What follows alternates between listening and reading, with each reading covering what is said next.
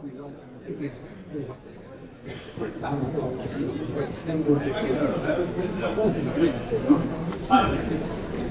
everyone. Thanks for coming along. I'll just use my voice and we'll see how the microphone gets to. It's really awesome to see you all here in a very full house this evening.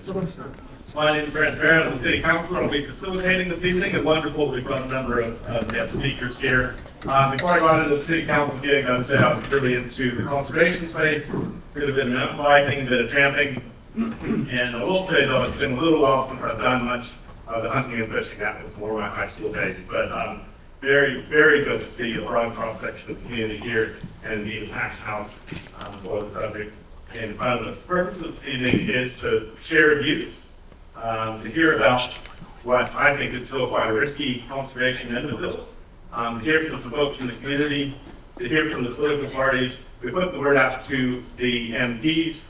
They're all sitting in Parliament, so they've sent their ready candidates here to speak on their behalf. We'll have some Q&A, so think about your questions, and at the end we'll touch on ways to be effective in fighting for our public lands.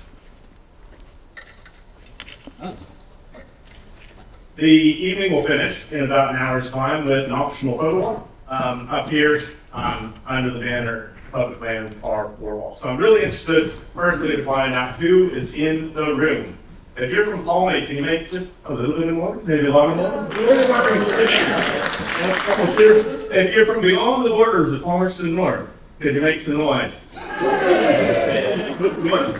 Anybody out there like fishing? Yeah. Oh, yeah. Good. Fishers around? How about tramping? People like tramping? Good hunting? Yeah, excellent. Very good. Mountain bikers, any mountain bikers? No, three of those students, yeah. Paddle sports? Yeah. Paddle sports. Yeah. Excellent, that's great. And anybody just love nature? Yeah. Oh, that's fine. So look, this evening is absolutely for all of us, and we acknowledge that we've all brought various feelings and concerns and thoughts into this space. So I'd ask and encourage you to be robust in your questions, but to also be respectful and focus on the issue and not the personalities involved. And to get you out of here in about an hour, I want to acknowledge Jerry and the crew at the Globe for looking after us, including this beautiful microphone. Video man up top, thank you. Appreciate Forest and Bird Manawatu, New Zealand Deer Stalkers Association Manawatu Incorporated, the Palmerston North Tramping Mountaineering Club, Manawatu, Tramping and Skiing Club, the Massey University Alpine Club, and the Ruahine Whitewater Club, and many, many other clubs that said, yes, let's do this. And it's really, really good that the community has turned up. So again, thank you for being here. This is, I believe, one of the first sessions like this in the country, although I see Nelson had a street protest on over the weekend. It's cold out there for a street protest, so I think it's good to be in here, just like a cozy hut where people just snuggle in and off you go. So my main draw is to just give a brief intro to the bill and its content, and then we'll hear briefly from 4 community speakers. I'll introduce them now and then follow them up a bit later. But first we'll have Margaret McKenzie, who is the chair of Forest Bird Manawatu. Margaret, can you give us a wave? Excellent, that's Margaret. And the very aptly named Andrew Boot from the Massey University Alpine Club. Next we'll hear from Emma Gregg. I said, Emma, how would you like to be introduced? She said, I'm happy to speak as myself. So that includes a former Federated Mountain Club's executive member, a keen tramper, a biodiversity monitoring enthusiast, and a mother of future outdoor generations. We'll then hear from Fiona Gordon, Ruahine's regional councillor for the Palmerston North constituency. Thanks for being here, Fiona. And then we'll be across to the candidates. So Ankit Bansal will lead off the National Party, Bernard Long from Greens, and Karl Severensen from the Labour Party. They will have 2 minutes each. I have this. Just want to note, the Deer Stalkers Association, Manawatu, did have an invitation to speak, to use a what are those things called, an analogy? They might have decided to keep their powder dry and go for the Q&A. So they'll be not taking a speaking slot. Likewise, the local top candidate was invited, but had other commitments this evening. So, on to just a little bit of introduction.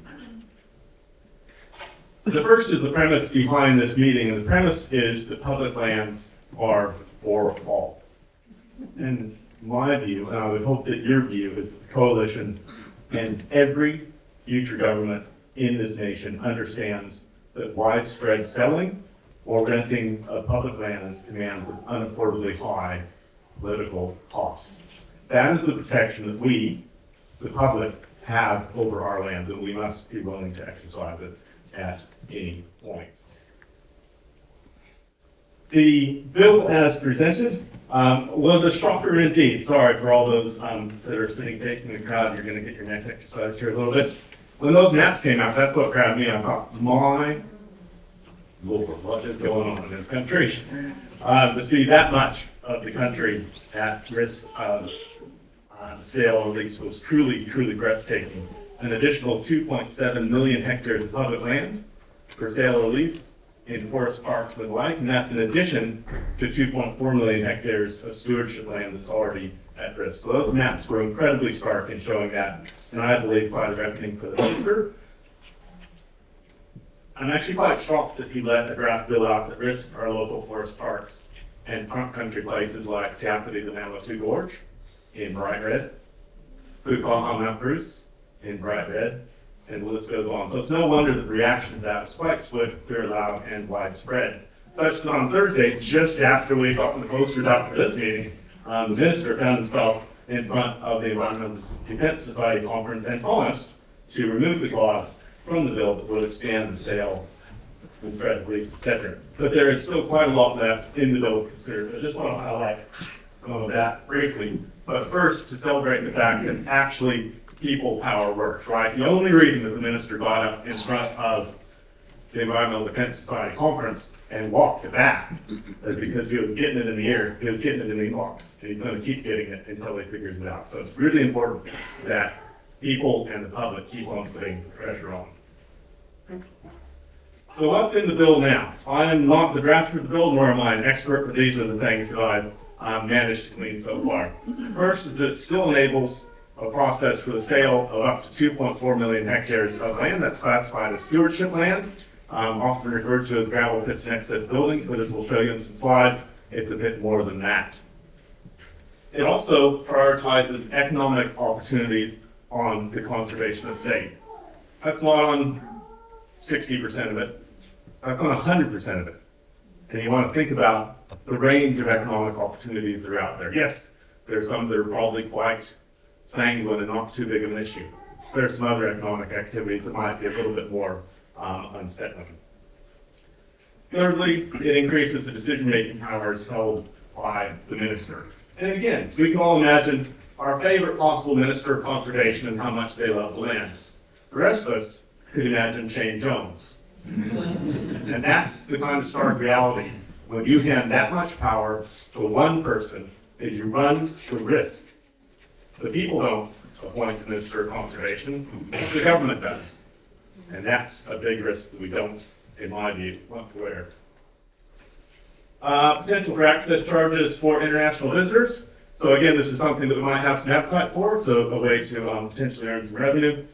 Firstly, we might acknowledge that tourism already earns this country $18 billion a year, and think about the risk of something that could become the use today's gold name. The other thing is that once you start to charge for some groups of people, you might start charging for other groups of people, so you want to be aware of that. Some scope for increased visitor amenity.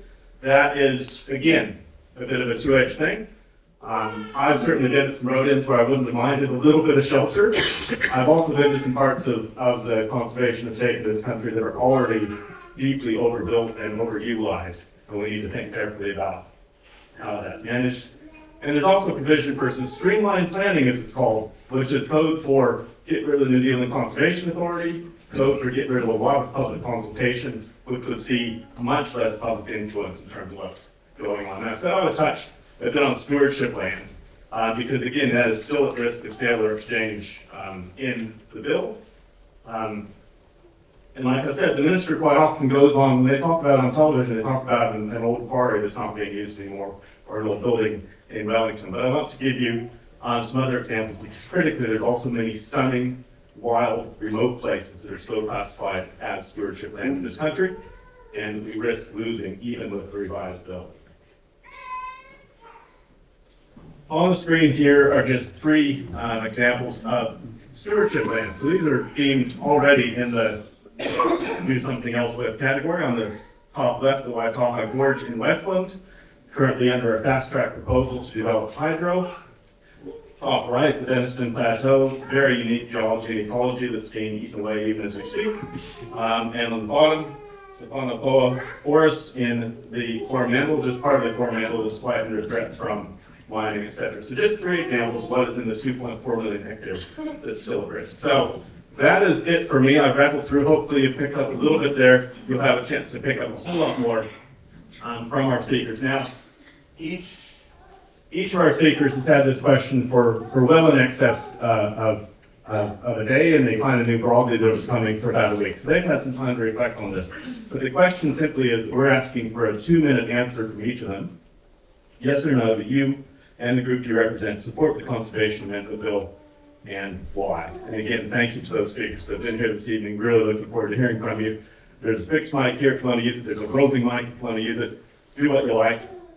I'll be your timekeeper, and we'll start off with, again, Margaret McKenzie from Forest and Bird Manawatū. Can you please give her a round of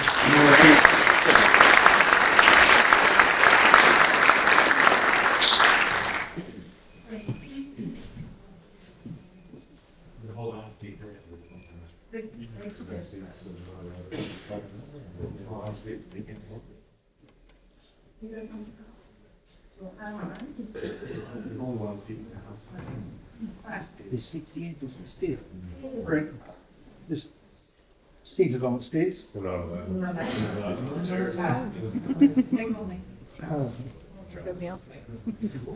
Thank you, Brent. As I say, as Brent has introduced, I'm Margaret from Forest and Bird Manawatū, and my organisation, I think you'll know what our response is to this film. Absolutely not.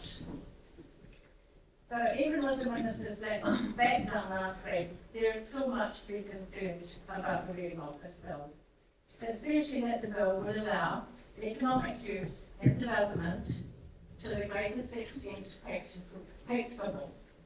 Those words are in there. Thereby giving DOC the power to allow economic development and for ministers to have the final overriding say. Our trust in the decision makers is undermined by them, not including the public and conservation groups like Forest and Bird to participate in the bill rewrite. I quote from Forest and Bird comms, unless this law is fundamentally changed, there is still risk to our special favourites. If a new economic development function of the bill remains, then the risk of sale, data centres, mining, luxury resorts and loss of access remains. New Zealanders will only be satisfied with conservation law that protects conservation land for our grandchildren. Globally, our Manawatu Gorge's Deputy Walkway, as Brent has mentioned, and is on that map in red, could be at risk if economic development was allowed. According to the Forest and Bird map that was put out last week, that shows it as red. At a recent meeting I attended, the Forest and Bird President reiterated that we must keep up the momentum to fight this bill, continue to take our strong position to protect conservation, and possibly work with the Minister and the Government on the rewrite of this law. I also urge that the submission date may be changed or extended.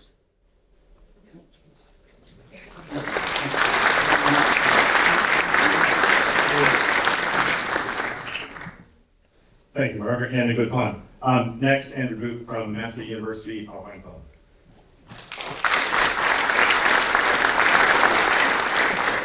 Thank you, Brent. In this current state, our club has very serious concerns about this bill. The bill is being presented as a modernisation of conservation law, while in some respects this is needed, the devil's in the details. Inside the bill, there are changes to the core guiding principles and mandates within which the Department of Conservation operates. Furthermore, there's a recurring theme of removing democratic process taking power from local experts and public and instead consolidating that power under one single minister. We think that the most consequential change that's still in the bill is the new requirement for DOC to identify economic opportunities on conservation land and to enable economic development to, quote, the greatest extent practicable. The phrasing here matters. It means that economic development would have a stronger legal mandate under the Department of Conservation than conservation itself. The proponents of the bill have been quick to debate that fact, but by doing so, they're acknowledging that the wording of their own bill is ambiguous. And we can't afford ambiguity. We need conservation first to remain written into DOC's mandate in no uncertain terms. Alongside this, the bill strips power from independent bodies like New Zealand Conservation Authority and conservation boards, people with the knowledge and expertise local to the area to make the best decisions. And then it hands those powers to a single minister. Public hearings on concession applications? Gone. The right to be heard before major conservation policy decisions? Gone. Even our treaty obligations are weakened from a requirement to give effect to treaty principles to merely considering them. The minister has already been forced to walk back the bill's most controversial provisions around selling of conservation land. This is because we spoke up.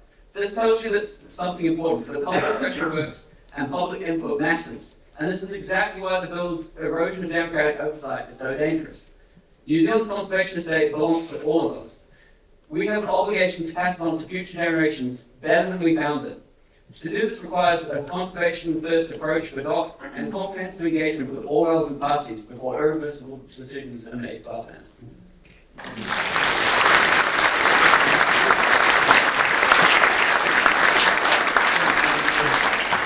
Absolutely brilliant. Thank you, Andrew. And just take in for a moment the beautiful scenery from the Massey University Alpine Club there. Next up, Emma Gregg.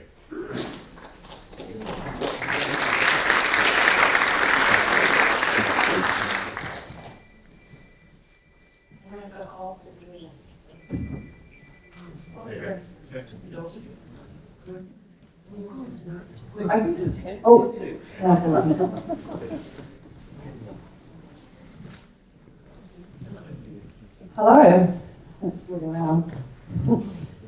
So this is a quote from 1932 from a guy called Fred Wassler, who was kind of a big deal in Talarua. We must closely guard the welfare of our national parks and reserves. These should not be regarded as the property of a minister or government. They belong to the people of today and tomorrow. We must fight for their protection if necessary. This is from 1932. People have been fighting since 1932 and before that. So I'm representing all the tramping clubs of New Zealand as my previous role, or just left, of FMC. I'm also here representing the volunteers who spend endless hours working not for money, but for the love of the hills. I'm also here representing those that do get paid for working in the hills, doing biodiversity monitoring, working because of the species that they love, and ensuring that these vulnerable native species endure and are still there for the future. Most of all, however, I'm standing here with all these young people.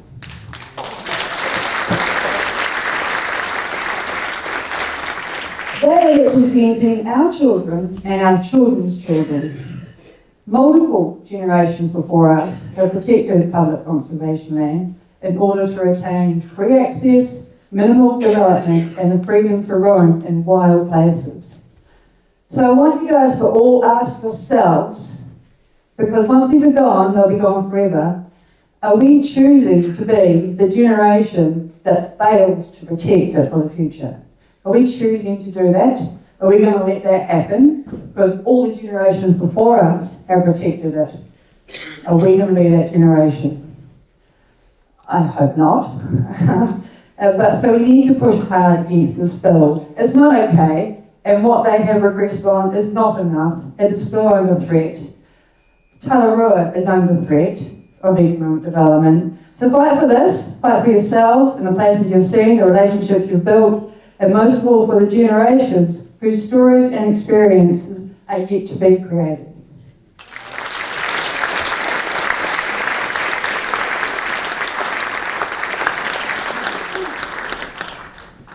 Thanks, Emma, and thanks everyone. Appreciate you coming in. That was absolutely brilliant. Next up, Councillor Gordon from Horizon's Regional Council.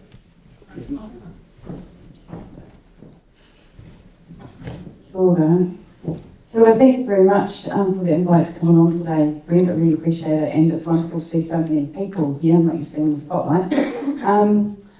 Just quickly, yes, I'm your councillor. If you are from the Palmerston North area, I'm one of 4 people that represent you on the Horizons Regional Council, and as part of my role, I'm the chair of the Te Āpiti Board, Manawatu Board Governance Group, which is a real pleasure to be part of that. But today, I am not here to speak on behalf of Horizons, and I'm not here to speak on behalf of the governance group. What I did want to do is speak personally and provide you with a little bit of background about Te Āpiti, what I know about the place, and what I think might, how it may well be affected by the Conservation Amendment Bill. I'm going to be quick about it, as quick as I possibly can be. There's a little bit there. So, my personal opinion. It's been my observation there's a fantastic community out there looking after our place, Te Āpiti. It includes the Manawatū Gorge Scenic Reserve, which is of course dockland. So at the very heart of Te Āpiti Manawatū, the Gorge project is a scenic reserve. Scenic reserves would be affected by the bill. And Te Āpiti has a real history to it. It's incredibly significant from a cultural perspective. Geologically, it's significant. And as I said earlier, there's a large community doing a lot of work behind it. I think about 2006, a small group started to look after the area. We now have a governance group and a whole suite of people doing lots of work on the ground. So there is a master plan, believe it or not, and it includes economic development, believe it or not, but it doesn't include economic development right in the heart of the scenic reserve. It is sort of more a satellite scenario, if you like. So there is a plan for Te Āpiti, and it's the community's plan. That's what makes it so special, and that's what keeps it alive too. A partnership with Department of Conservation, working really hard and working well. The forest there now is so healthy that there's work underway to translocate some species of our native bird life that are no longer there, bring them back. So that to me says, yes, over the years, progress has been made. Some of the amendments, the amendment bill would shift some of that, and it will take some of the focus off the preservation and protection of the scenic reserve in perpetuity. And I think that's of some concern. Thank you.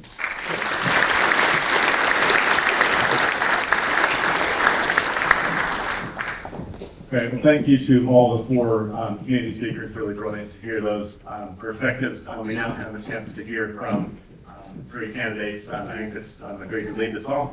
There's a microphone there. If you want to grab it, or you can come over here, whichever. Please do welcome Ankit.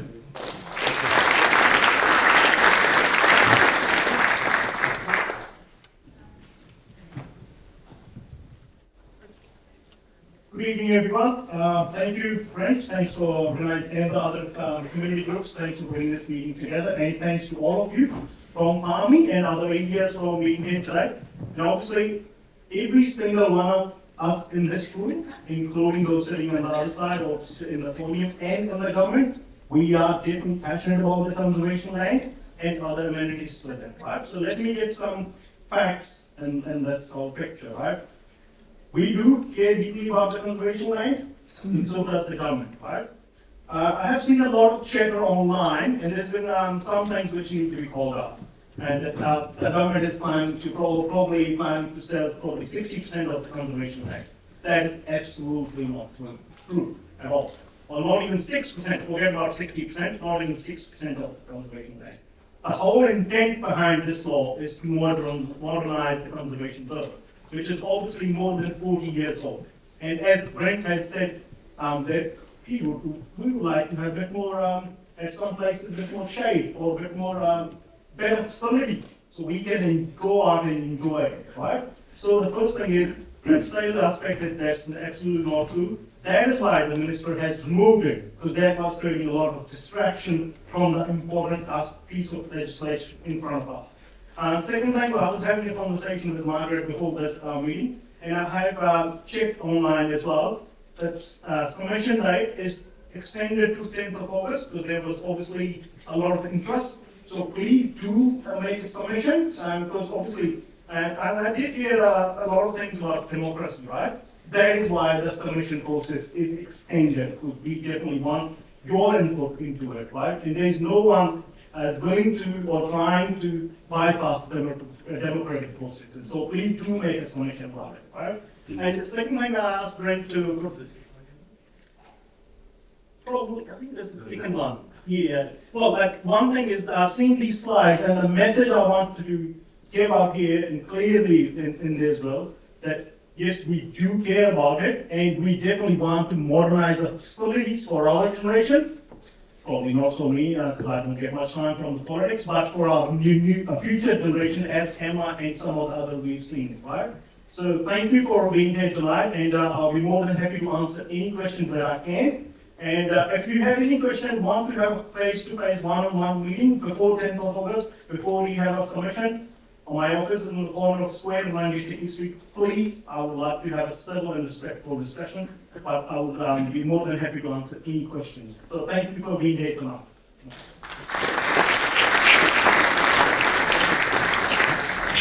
Very well practiced on 2 minutes. Thank you, Ankit. Further along from the green.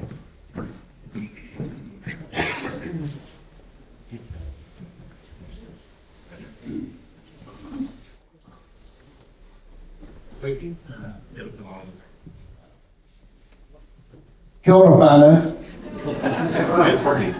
Hold that away.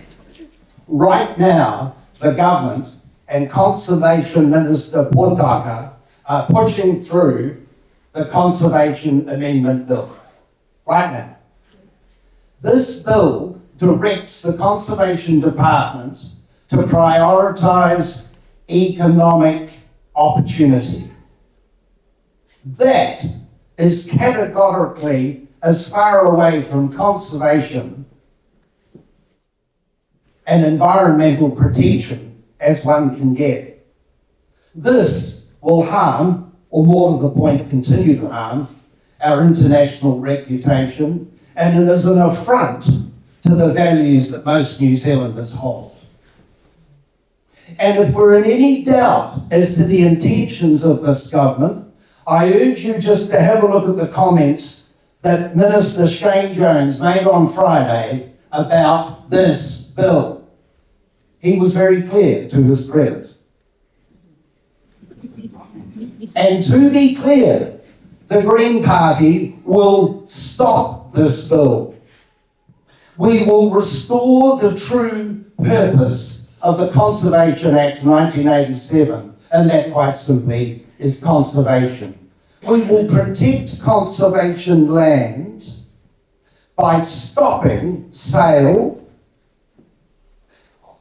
and restore the strongest test to be applied in the event that sale is contemplated.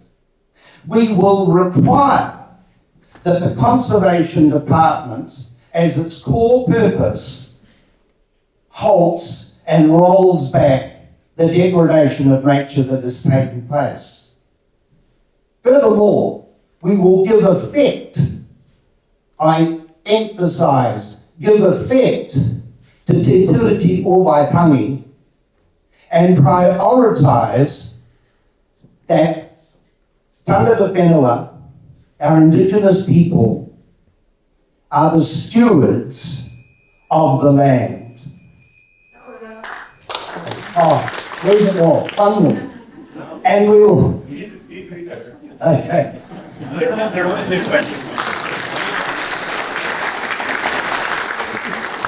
You probably get the idea, but we don't support it.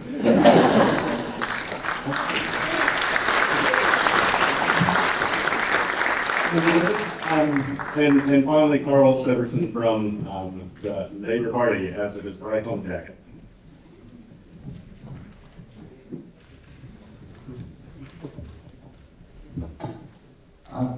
Tēnā koutou katoa, ko Karl Severensen tukunua. I'm the Labour Party candidate for the Manawatu. Thank you for letting me speak here tonight. And it's not kind of a simple answer, actually. No, don't support the bill. But I want to begin by thanking you and every other New Zealander who got out there, who stood up and let their voice be heard, right? Conservationists, scientists, community groups, tramping groups, who stood up and said it is not okay to sell or dispose of our conservation land. So thank you, because it's no accident that this government has rolled back a decision to sell and dispose of this land.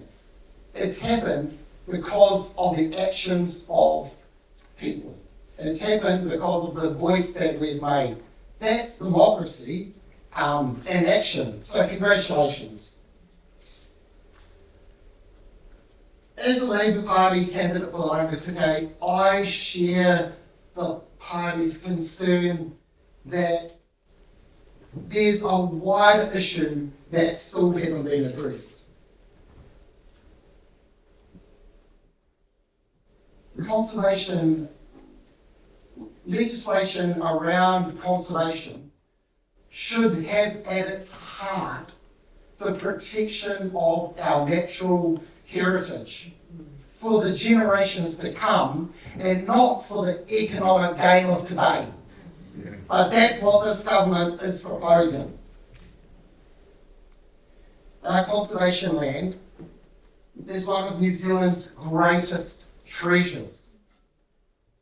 It supports biodiversity, tourism, recreation, and the quality of life that we enjoy here in our region and across the country. That cannot be put at risk. The question I think we should be asking is simple. Will these changes strengthen the protection of our natural environment or weaken it? Kia ora.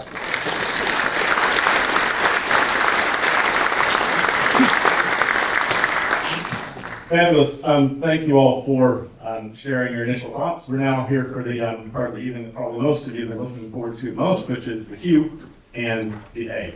I will ask that folks be reasonably brief, that it is a question, that you wait for a microphone, and that you direct your question to one or two of the speakers at most. I don't want a whole lot of questions that just kind of run through 7 responses, because we'll never get through it. Can I just see an indication to do a little bit of stock take? Who in the room might have a question? Who in the room might have a question?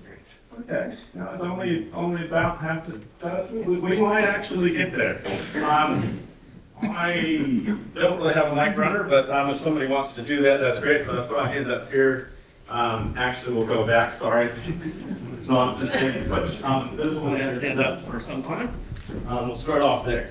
Okay, sorry, thank you. My question is actually not a question, it's a report to our National Party person here.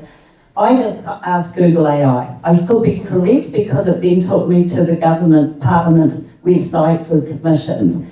It says that the submissions for the Conservation Amendment Bill close on Thursday, this Thursday, the 2nd of July, 1 minute to midnight.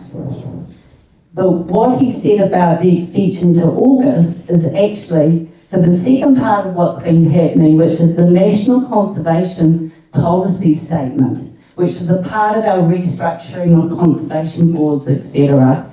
That has been extended to the 10th of August. So if you want to put a submission in for this Conservation Amendment Bill, you've got till Thursday, which means that's your homework for tomorrow. That's my question.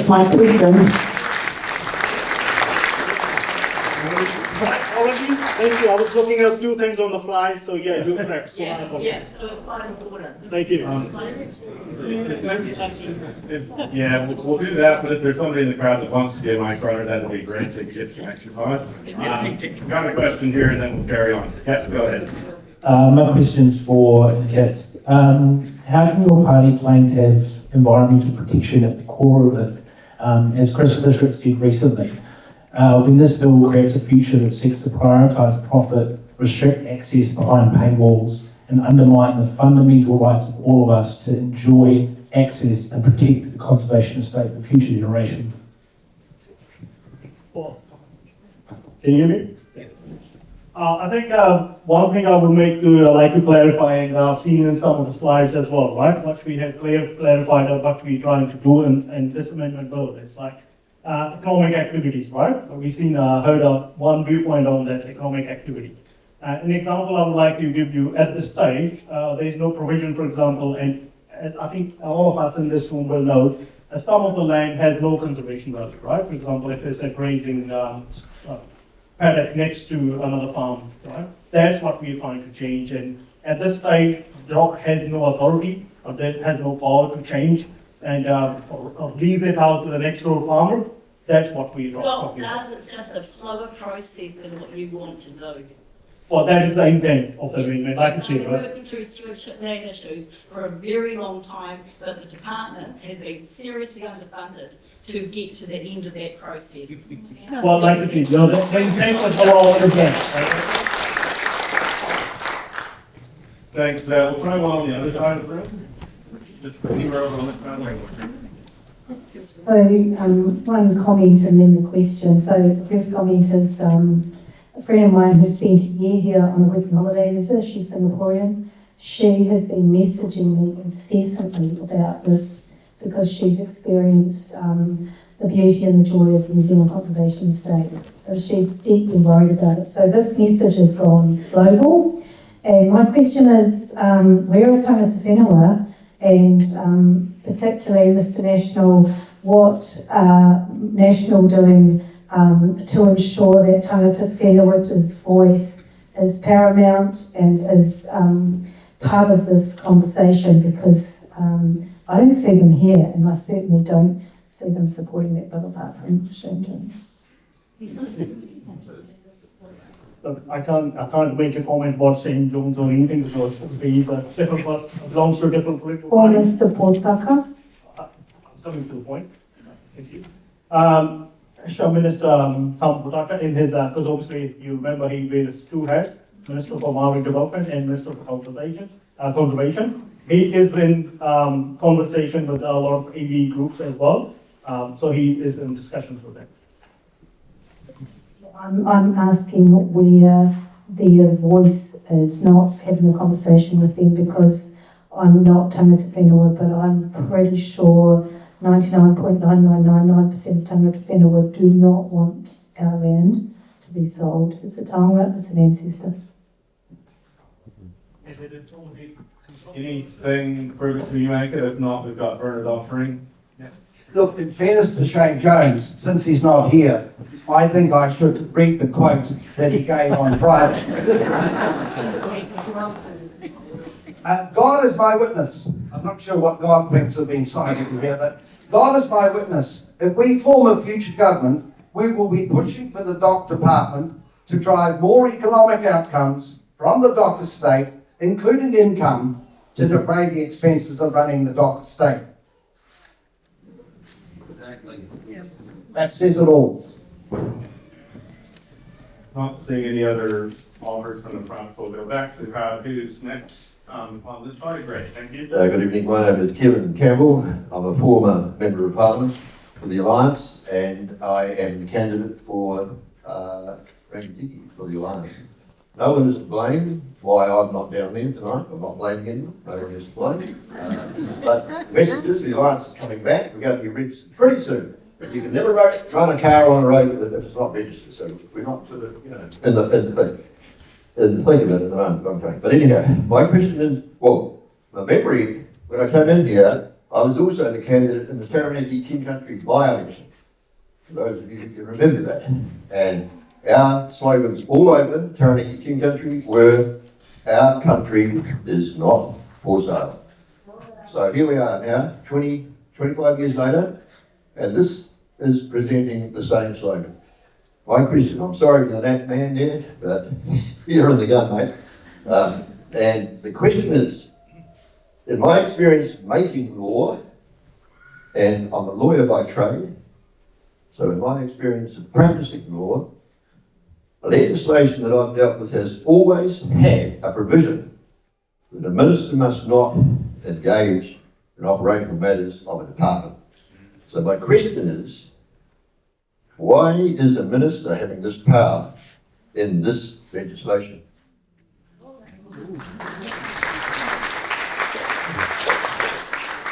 Well, thank you for the question, and I think you touched upon one of the things. Is first thing I said, like, I don't feel from the first conversation that is obviously part of the healthy democracy. That's fine. These questions for me or the party, that's okay. The second thing, I'm not cross 100% what you said. So before I make any comment, I will have to carefully come back to you on that one. I don't want to make a comment on fly if I'm not sure. So I'll hear it. Yeah. Thank you for that. Next question. You go. Not a question, a statement. Reading the words up there, widespread selling or renting of our public lands. We can stop them selling it. It's the leasing or the renting that we have to make sure we cover in submissions to the government. Thank you for that comment. Anybody that would like to respond around rent and lease arrangements? Only once, twice, three times? No. Next question. Yeah, Jeff Jameson, scientist. The concentration of decision making in one minister is deeply, deeply frightening. And it's not just happening in the conservation estate, it is happening to science, all of science in New Zealand, where science excellence now at best is only 33% of any proposal that you might submit. And this is going to create innovation, etc., etc. This will not happen. And this concentration, in a small number of cabinet ministers or in one cabinet minister alone, this is not democracy.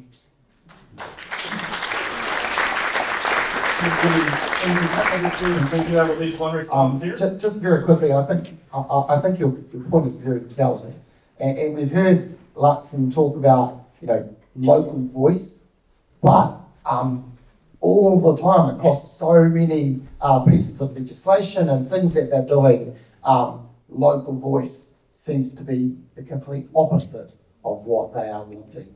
So it is very concerning. Thank you. Just quickly, I want to address what James said. And yes, I see where your concerns are, but on the other side of the spectrum, I'll just give you another example likewise, right? And what we're trying to do here is cut down the bureaucratic red tape. And as an example, and Chris Bishop a lot of talk about it, right? And to create have consented a wind farm in Wellington, right? Took more than 6 years. Well, actually, it took only 2 years to build it.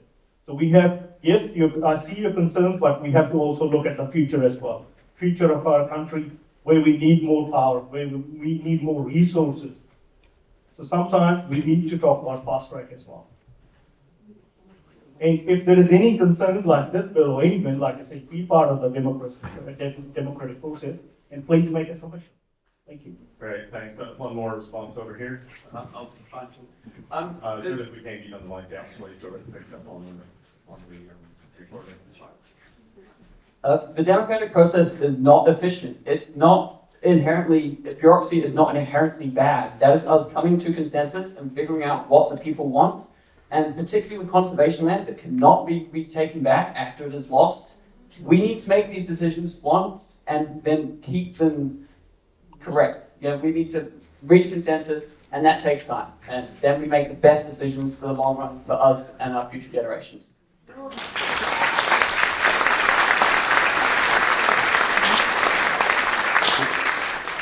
Well said. Where does my mic man go on?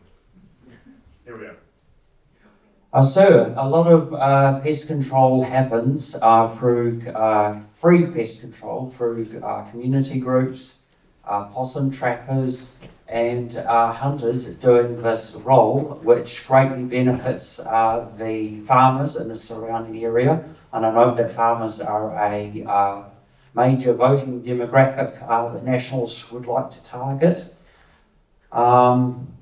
If you privatise this land or do any of these other things you've got in mind with it, who's going to perform that task? Because I can say one thing: we're doing it for free because it's for the common benefit. We're not doing it for free for any other reason.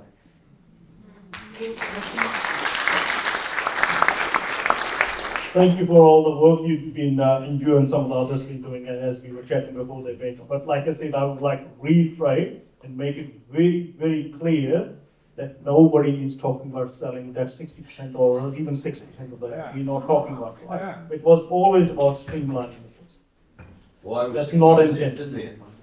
Why was 60% in We've got Why we more conservation response. plans excluded from the list of protected land? So I'm just going to respond to that. If you has no intention of now or in the future selling up to 60% of the land, why put it in there? Because you can already sell bits and bobs of the land. It's always about streamlining the process. One more brief response. Just like Andrew had just said, it doesn't need to be streamlined, it needs to be correct. That is why going through the whole tech committee process is not under urgency or not under fast track. So I'd just like to remind you that as well.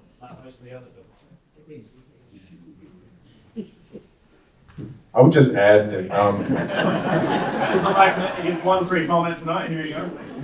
the Conservation Act is 39 years old. When we create legislation, it's there for good. I don't really care what you say Tama Potaka intends to do. He doesn't intend to sell 60% of the conservation estate. That's great, but he's not going to be there forever. So you're setting up legislation that enables bad people, potentially, not saying they're here now, but potentially bad people to do bad things in the future. Why write legislation enabling that? You can put the section in place now, so we have the opportunity. Great, that appears to have gone as a rhetorical. Next question, right off the bat. Kia ora. My name is Joseph. I'm the president of the Massey University Alpine Club. First, I just want to give a big thank you to Andrew for speaking on our behalf. And also, just another comment that's quite worrying in terms of the international fees for getting into conservation land. Our club is heavily utilized by international students to see as much of the beautiful country as they can in as short amount of time as possible. If they then have to pay this fee on top of regular, or our trips are generally free for members. But if we then have to go to our international members and then say, sorry, you have to pay an extra fee on top just to go see the land that we can go see for free, but you're not allowed to, that's going to severely cripple not only us as a club, but also their experiences as students coming to our country to see our country. So, and then adding on to that, you state, so this will be for Ankit, you state that the economic development will be used for building new shelters, building new infrastructure for these conservation lands. But that's not really within the whole perspective of economic development. That's more so trying to conserve the land and make it feel better. Why not just say that in the bill? Why not just have it be in the bill, this work is going to be implemented to streamline effects to make the conservation land easier to conserve and to look after, rather than have it be so ambiguous that you can then just, oh, well, we're going to be putting shelters here and there, but we're also going to put a McDonald's in this other location, or a highway here that wasn't going to be there before. Why not just have it be specific to the conservation and leave it at that?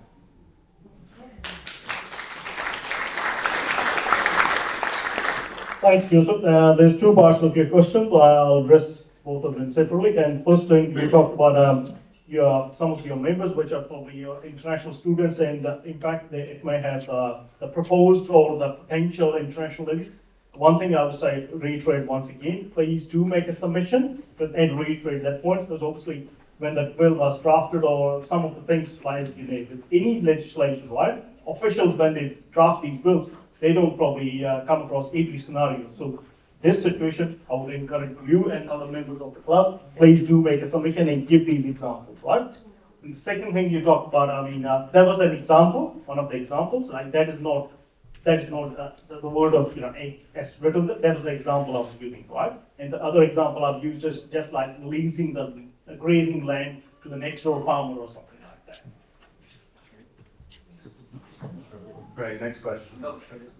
Oh, sorry, let's hear it. Just on the international student topic, I also just wanted to build on from what Joseph was saying, is that we have a huge number of international students who come to study in New Zealand, and one of the main pulling factors for them picking New Zealand over Australia is our wonderful public lands. And so if we lose that, there's also hidden economic benefits from people who want to come here to study, which is a surprisingly large industry over here. So there's also the harder to measure costs, which are potentially lost. I see some of the concern, but I'll just share another example, which is probably not directly related to the topic tonight, right? Well, very briefly, thanks. Yes, I know, but I just need to address that one. International tourist levy, when it was pointed out, we have raised probably more than $100 million from that levy, and that levy is used to fund or create some of these amazing facilities or maintain some of the facilities, right? The tourist facilities. So again, that's the intent is, for example, if we do something like this, we will probably utilize some of those money raised to maintain or upkeep. Probably some. Thank you. Further question up the back. Thank you all for allowing me to speak tonight. I just want to go back a little bit to that whole bureaucracy comment made down there. That bureaucracy is not actually a bad thing. I mean, bureaucracy is the one thing that is allowing us people to be able to have conversations about these sorts of bills and why or why not we might want to have the bill go through or not go through. And we've seen this so much throughout this current administration. We look at, as someone who works closely with council, about new changes being made to council, being rushed through, councils having so little time to make decisions. So I actually completely disagree that bureaucracy is a bad thing. I think it's the one thing that makes democracy so beautiful. It's the one thing that allows us to have a say. And I think anyone who tries to make sure that we do not have a say, or that we are silenced, or we have less opportunity to speak about the things that we care about, that is automatically always going to be a bad thing. And that is why these conversations and public meetings like this are so important. And I just want to thank everyone for being here tonight, because it's extremely important to share our views. And I'm against this bill because I think that our conservation land needs to be protected at all costs, because it is sacred to this country. It is one of the reasons people come to this country, and it is and it needs to be protected, because it's one of the only things we have left that's unique to this country.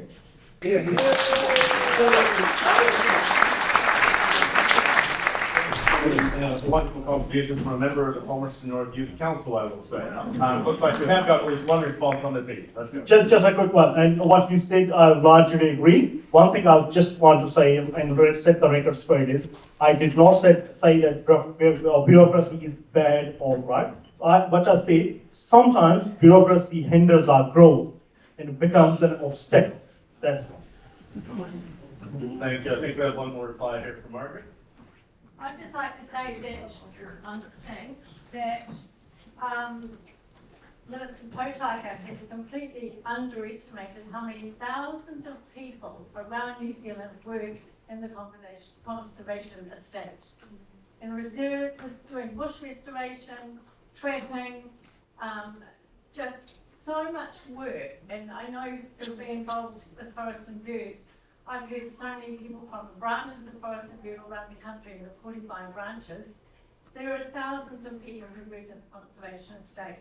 And for it to be undermined is really demoralising for all the hard work that is undertaken all over New Zealand looking after our conservation areas.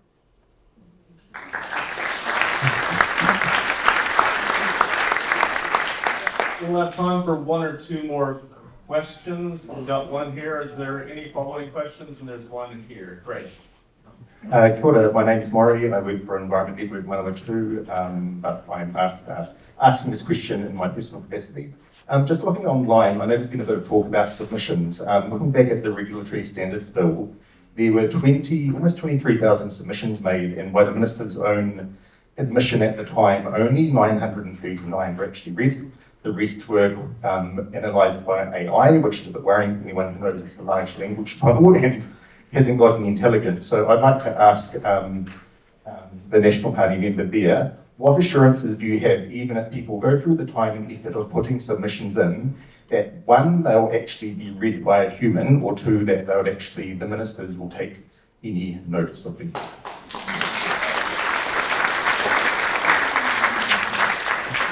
Thank you for the question. And one thing, there's two parts to my answer.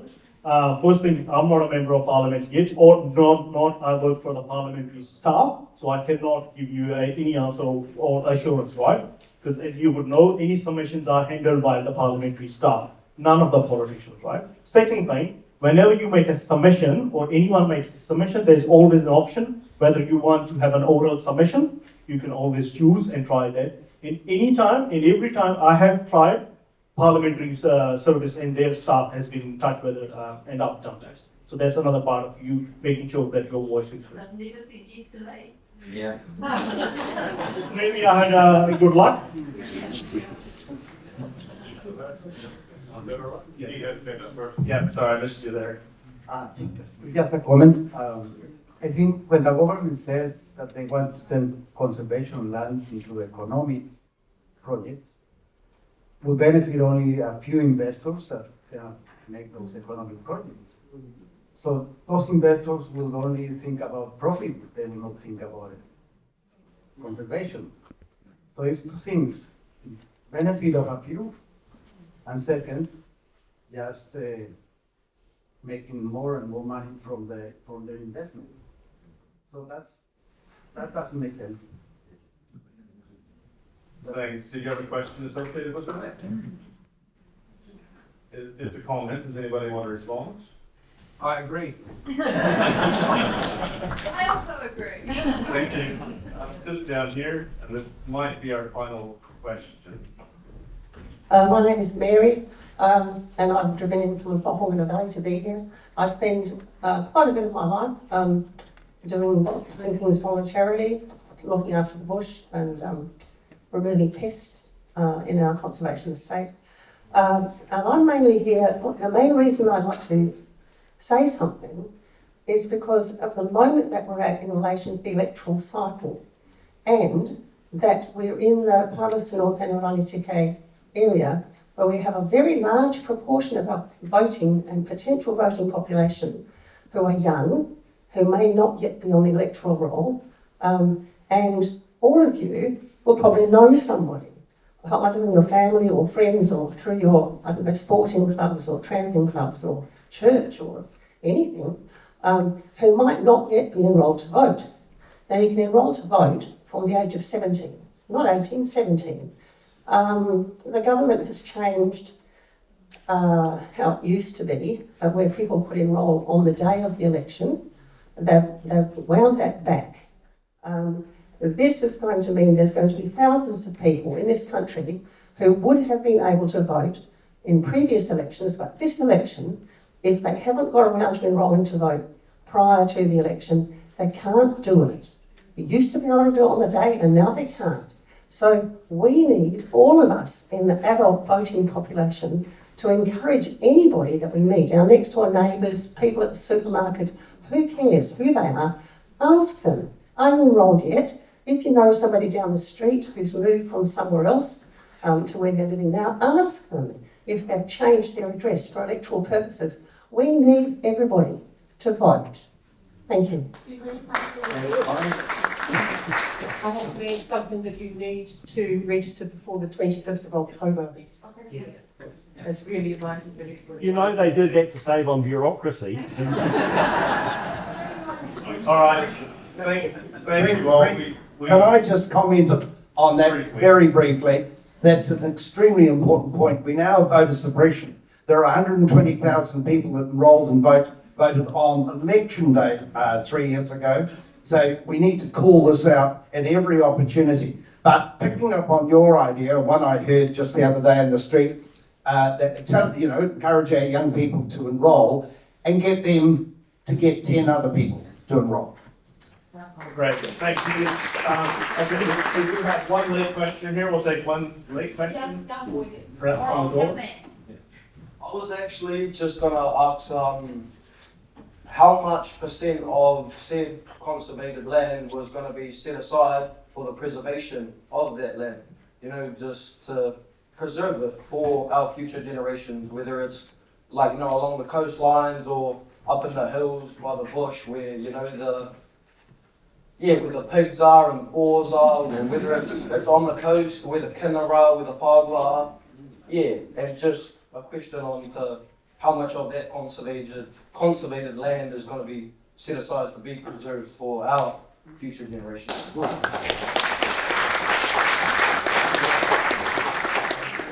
Thank you. If I may address, from to the best of my knowledge and what we have discussed during the early in the night as well, there was only discussion about changing some of the use about up to 60% of the land. So 40% was out of the equation right from the start, right? And obviously it has been scaled back.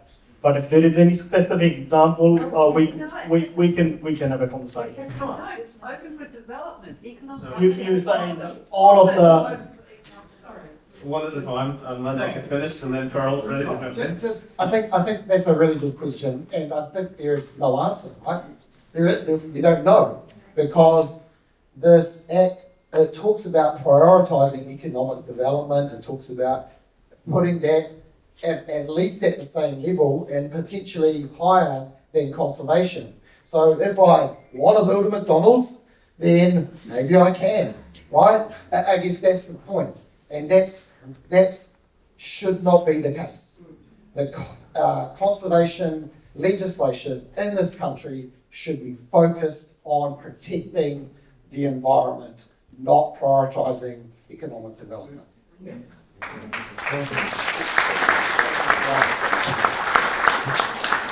That sounds like a useful place to draw a line under it. Thank you for the question. I understand you're a member of Palmer Youth Council as well. Can we get a round of applause for that too, Brent?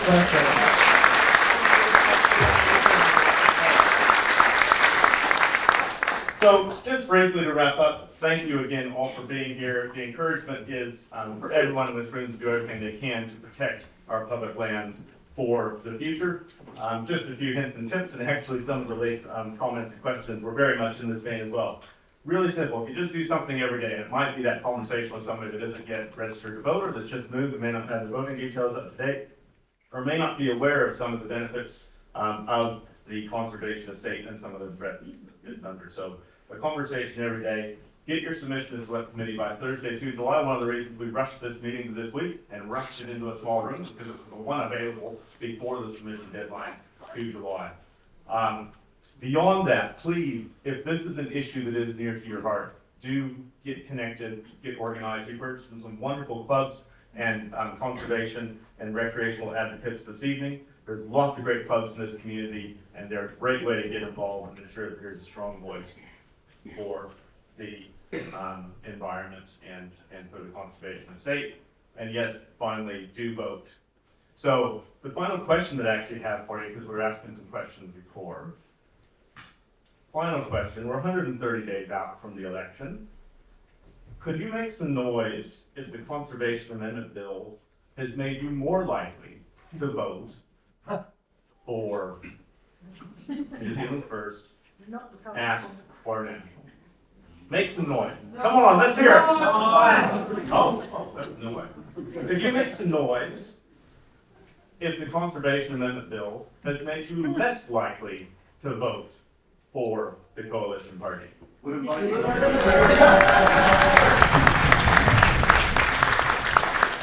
Thank you. Always good to do a bit of impromptu polling in the room. Thanks everyone for being here. Thanks very much to our speakers. Those that would like at the end of this to gather at the front for a picture, there is an opportunity to be under that banner there. We're going to have somebody with a camera up in the bleachers, so if we want to be part of that message, not for sale, not for rent, public lands for all, we would like as many of you as possible in just one moment's time to make an orderly progression down here. But before we go there, thank you to Margaret, thank you to Andrew, thank you to Emma, thank you to Fiona, thank you to Ankit, particularly you got to work out this evening, to Karl and to Brent for being here.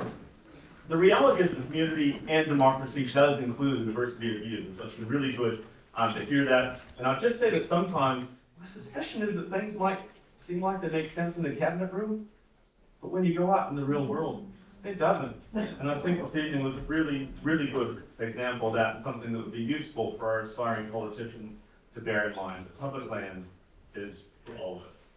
So thank you again. One round of applause for all our speakers.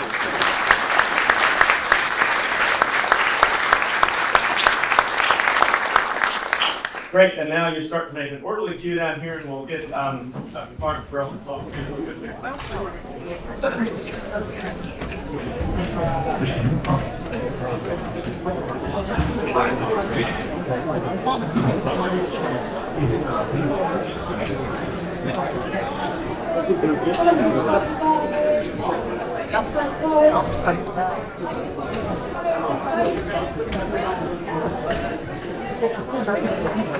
Thank you.